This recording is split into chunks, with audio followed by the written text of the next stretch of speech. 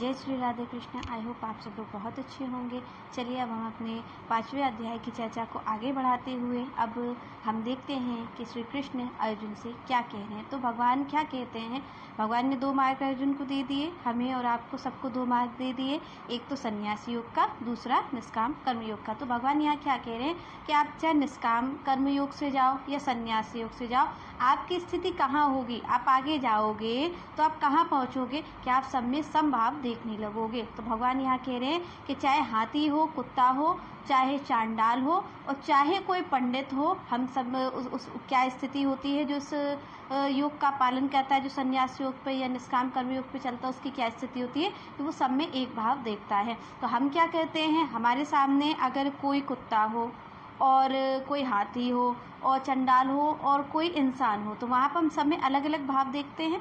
तो यहाँ पर भगवान कह रहे हैं कि ऐसा नहीं होता है। जब हमारी भक्ति के मार्ग पर कोई आगे बढ़ जाता है, चाहे वो संन्यास योग से जाए या फिर कर्म योग से, निष्काम कर्म योग से, तो यहाँ पर कोई भी मार्ग से आप जाओ तो आपकी स्थिति क्या होगी कि आप सब में समभाव देखने लगोगे। हरि व्यापक सर्वत्र समाना जो संतों ने कहा है, वो संतों ने पहले देखा है। गॉड इज एवरीवेयर हम कहते हैं, पर हमें सब अलग अलग नज़र आते हैं।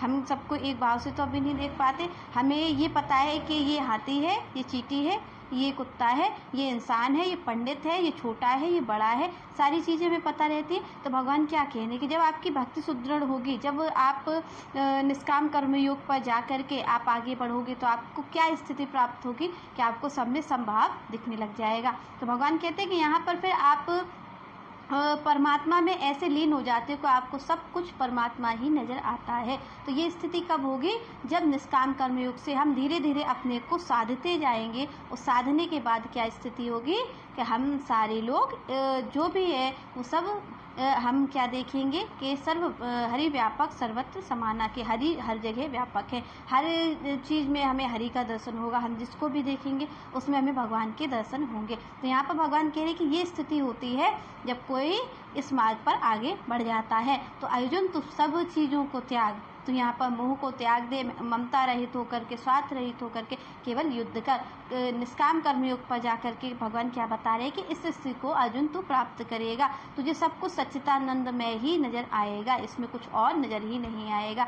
जब यहाँ पर मार्ग पर लोग आगे बढ़ जाते हैं तो भगवान क्या कह रहे हैं कि सब में एक तो संभाव दिखने लग जाता है, दूसरी बात गुण दोष अपने आप ही मिट जाते हैं। जो हमें ये बताए, जब हमें सब संभाव दिखेगा, सब में हमें भगवान के ही दर्शन होंगे, तो हम किस में गुण को देखेंगे और किस में दोष को देखेंगे। तो जो भगवान कह रहे हैं कि यहाँ पर ना तो कोई किसी से आकांक्षा करे और ना किसी से द्वेष करे। तो यहाँ पर भगवान की ये बात कब हमें समझ में आएगी, जब हम उस मार्ग पर आगे पहुँच जाएंगे, जब हमें सब कुछ एक समान दिखने लगेगा। तो भगवान कह रहे हैं कि जो व्यक्ति इस तरीके देखता है, सब कुछ भगवान में ही देखता है, सब कुछ सच्चिदानंद में ही देखता है, उसमें क्या होता है कि मैं ही उसमें नजर आता हूँ, जिसको देखेगा उसमें मैं ही नजर आता हूँ। तो ना तो वो किसी से द्वेष करता है और ना किसी से प्रेम करता है, एक ही भाव समभाव सब में रखता है, वो पुरुष योगी मानने योग्य है। तो भगवान क्या कह रहे हैं कि योगी वो नहीं है जो जाकर के कंदराओं में बैठ जाता है। मैंने आपसे उस दिन भी चर्चा की थी कि वो सन्यासी और योगी नहीं है जो जाकर के बैठ जाता है कंदराओं में, गुफाओं में जाकर के तपस्या करता है। भगवान इसको योगी नहीं मानते। भगवान किसको योगी मानते हैं,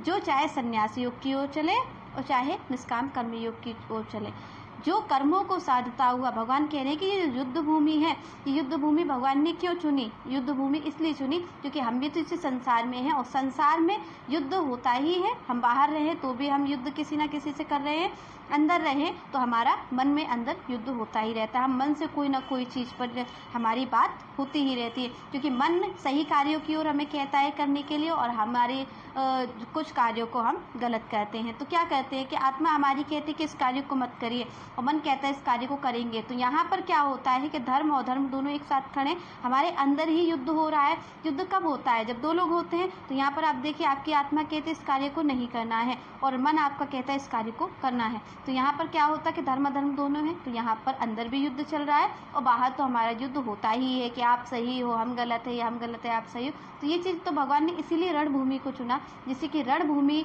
हम सब यहाँ संसार में खड़े हैं तो हम सब एक युद्ध क्षेत्र में ही खड़े हैं। तो भगवान यहाँ पर ज्ञान भी युद्ध क्षेत्र में दे रहे हैं, तो ऐसा ज्ञान दे रहे हैं कि जहाँ पर कोई योगी भी बन सकता है, कोई परम सन्यासी भी बन सकता है, परम शांति को भी प्राप्त हो सकता है। तो भगवान कह रहे हैं कि जब यहाँ पर आप देखिए किस चीज़ का युद्ध हो रहा है। एक तो कि हम सही है आप गलत हो, दूसरी ओर लालच भी है, हमें मोह भी है। तो सारी चीज़ भगवान कह रहे हैं ना कि जब सब चीज़ को आप त्याग दोगे, सब चीज़ को समर्पित कर दोगे, तब क्या होगा कि आपको समभाव नज़र आने लग जाएगा। आपको सब में एक ही भाव होगा, आप कुछ अलग देखोगे ही नहीं, तो आप झगड़ोगे क्यों, और सब आपको सच्चिदानंद में ही नज़र आएगा। तो यहाँ पर भगवान निष्काम कर्मयोग को श्रेष्ठ बता रहे हैं कि हमें किस मार्ग से होकर के जाना है, निष्काम कर्मयोग के मार्ग से, जो कि कहाँ शिखर तक आपको पहुँचाता है, समभाव के शिखर तक पहुँचाता है, जहाँ पर आपको परमात्मा के सिवा कुछ और नज़र ही नहीं आता। आपने देखा होगा सारे बड़े बड़े संत हैं, वो क्या कहते हैं कि यहाँ पर भगवान के सिवा कुछ और है ही नहीं, हरि व्यापक सर्वत्र समाना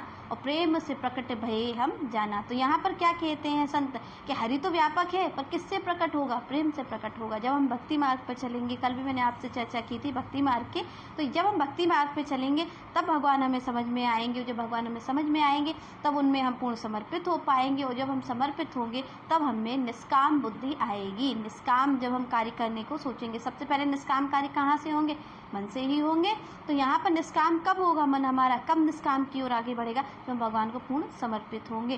तो आपको मैंने कल चर्चा की थी कि आपको भक्ति मार्ग पे कैसे चलना है। संतों की सेवा करिए, संतों को आप कुछ नहीं कर सकते तो आप संतों को सुनिए, भगवान की कथा को सुनिए, जिससे कि आप भगवान की ओर आगे बढ़े और आप भी पूर्ण समर्पित हो पाए भगवान की ओर, और आप भक्ति मार्ग में आगे चल पाएँ, निष्कामता को आप प्राप्त हों, जिससे कि जो कृष्ण हमसे कह रहे हैं उन कार्यों को हम कर सकें।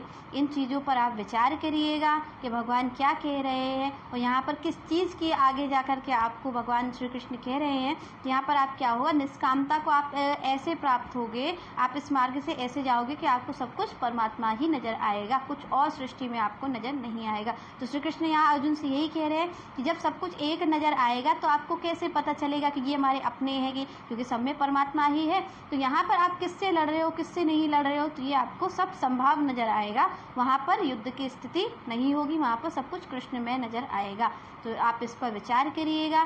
तब तक के लिए अब आप आगे हम नए अध्याय की चर्चा करेंगे अगले वीडियो में, और फिर तब तक के लिए आप विचार करते रहिए, संतों की सेवा करिए, भगवान की सेवा करिए, भगवान का नाम जपिए जितना हो सके। तब तक के लिए जय श्री राधे, जय श्री कृष्ण।